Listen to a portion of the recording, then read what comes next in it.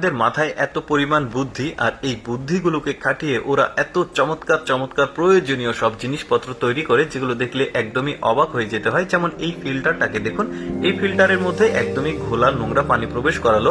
এবার এটাকে লক করে দিয়েছে ক্যাপ লাগিয়ে। এক প্রান্ত দিয়ে পাইপের মাধ্যমে ঘোলা পানি এই ফিল্টারে প্রবেশ করবে, আর অপর প্রান্ত দিয়ে একদমই ফ্রেশ বিশুদ্ধ পানি কম সময়ের মধ্যে বের হচ্ছে। বিশেষ করে বন্যা কবলিত এলাকায় কিন্তু বিশুদ্ধ পানির সংকট হলে এই ফিল্টারটা খুবই কাজে আসবে।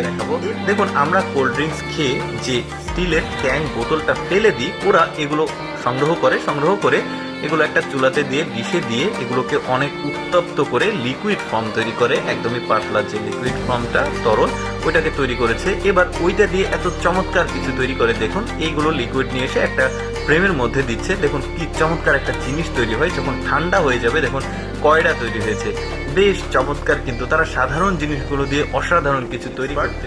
এই ছোট্ট একটা ডিভাইস দেখুন, এটাতে কিন্তু খুবই কম সময়ে গরম পানি তৈরি হবে। একটা ক্যাপ রয়েছে, ক্যাপের মধ্যে বোতলটা দিয়ে আপনি এটার সাথে কানেক্ট করলে খুবই কম সময়ে আপনি যতটুকু গরম পানি করতে চান সেটা কিন্তু সম্ভব হবে।